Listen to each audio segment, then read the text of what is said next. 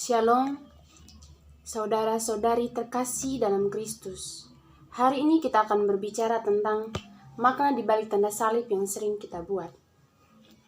Saudara-saudari terkasih yang beriman dalam Yesus Kristus, tanda salib memiliki makna yang terkandung di balik simbolnya. Ketika kita membicarakan tanda salib yang sering kita buat saat kita berdoa atau melakukan segala sesuatu itu, kita seringkali tidak mengetahui makna di balik tanda salib yang sering kita buat. Tanda salib memiliki makna yang terkandung di balik simbolnya itu, di mana tanda salib sebagai sebuah gerakan doa, sebagai ekspresi keimanan dari kita terhadap Allah Tritunggal Maha Kudus, sebagai wujud syukur, sebagai wujud penyerahan diri, sebagai tanda berkat atas diri sendiri maupun orang lain, serta sebagai wujud pengakuan atas Yesus Kristus sebagai ungkapan kemuliaan dari salib itu sendiri. Jadi salib ini bukan hanya sebagai tanda yang kita buat, tetapi dia memiliki makna tersendiri yang perlu kita tahu. Karena saat kita membuat sebuah tanda salib, kita memiliki atau kita tahu makna dari tanda salib yang kita buat itu.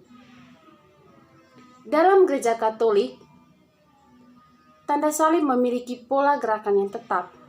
Tentu saja sebagai umat Kristiani yang percaya akan Yesus Kristus, kita sudah tahu bagaimana gerakan tanda salib yang biasa kita lakukan. Tanda salib yang kita lakukan, saudara-saudari terkasih, harus dilakukan dengan hormat dan penuh kerendahan hati serta kesadaran yang penuh. Jadi saat kita melakukan tanda salib, kita harus rendah hati, harus penuh hormat. Tanda salib yang kita buat itu bukan sebagai tanda salib yang sembarang kita buat. Saudara-saudari terkasih yang beriman dalam Yesus Kristus, Paus Fransiskus pernah menegur orang-orang yang membuat tanda salib dengan sembarang, di mana saat mereka membuat tanda salib, mereka tidak tahu apa makna dari tanda salib yang mereka buat itu. Jadi orang-orang yang tidak tahu akan tanda salib yang mereka buat, mereka tidak tahu makna tanda salib yang mereka buat, jadi mereka membuat seolah-olah tanda salib itu sebagai tanda yang biasa, sehingga mereka buat tanda salib itu sebagai tanda yang sembarang dibuat. Saudara-saudariku yang terkasih dalam Kristus, saya mengajak kita semua yang percaya akan Yesus Kristus. Saat kita membuat tanda salib itu, kita melihat salib itu sebagai salib Yesus Kristus, kita harus sadar makna spiritual yang ada dalam salib tersebut. Kita tahu makna spiritual penting yang ada dalam salib yang kita buat. Saat kita melihat tanda salib atau kita melihat salib Yesus Kristus, kita harus tahu dan sadar akan pentingnya tanda salib itu sebagai nilai spiritual, sebagai kita percaya akan Yesus Kristus dan ajaran-ajarannya. Sebagai orang Katolik, saat kita melakukan tanda salib, kita biasa melakukannya dalam segala hal. Saat kita berdoa, atau saat kita mau mengikuti atau melakukan segala kegiatan, saat kita ujian, atau saat kita menghadapi segala sesuatu, atau saat kita memulai segala sesuatu dan hari-hari kita sering mengawalinya dengan tanda salib. Jadi tanda salib di sini itu sebagai tanda kemenangan akan Yesus Kristus. Saudara-saudariku yang terkasih dalam Yesus Kristus, sebagai orang Kristiani ataupun non-Kristiani, kita merasakan salib Yesus Kristus itu sebagai tanda kemenangan. Kita berdoa harus mengawali tanda salib. Kita mengakhiri doa harus diakhiri juga dengan tanda salib. Jadi tanda salib atau salib Yesus Kristus itu sebagai tanda yang harus kita tahu makna dan simbol dari tanda tersebut. Namun dalam keadaan sekarang ini, banyak orang yang melakukan tanda salib tapi penuh kekeliruan. Mereka tidak sadar tanda salib yang mereka buat itu apa maknanya begitu. Mungkin kita sebagai umat Kristiani ataupun non-Kristiani seringkali lupa atau keliru akan tanda salib yang kita buat. Tanda salib yang kita buat seringkali berbeda. Di mana saat kita berdoa, saat kita menggunakan tanda salib, doa kita itu seringkali kita melakukan sebuah permohonan. di mana permohonan yang kita buat itu, kita tidak mau merasakan salib yang sudah dihadapi oleh Yesus Kristus sendiri.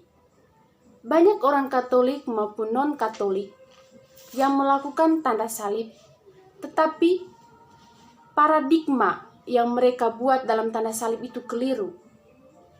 Jadi umatku yang terkasih dalam Yesus Kristus, di sini saya mau mengajak kita, umat Kristiani maupun non-Kristiani, bahwa tanda salib di sini dimaksudkan agar Kristus menjadi sungguh hidup dalam diri kita, supaya kesadaran akan Kristus semakin kuat di dalam diri kita.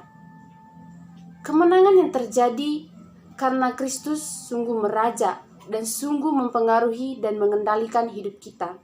Jadi kita secara sadar sebagai umat yang percaya akan Yesus Kristus, kita tahu bahwa Yesus Kristus itu hidup dalam diri kita, hidup dalam batin kita, selalu menyertai kita dimanapun kita berada. Kita tahu bahwa Yesus Kristus itu meraja, mempengaruhi dan mengendalikan kita. Kemenangan dengan tanda salib memiliki arti kemenangan yang terjadi karena Yesus Kristus sungguh meraja dalam hidup kita. Jadi kita sadar bahwa salib sebagai tanda kemenangan. Kita sadar bahwa Yesus itu meraja, hidup dalam diri kita. Jadi kita bukan hidup sendiri, tetapi kita hidup bersama Yesus Kristus. Saudari-saudariku yang terkasih dalam Yesus Kristus, salib dalam bentuk apapun itu, artinya kita memohon agar Yesus Kristus menguasai kita, mempengaruhi kita, mengendalikan dan hidup kita. Dan kita sadar bahwa Yesus itu hidup dalam diri kita.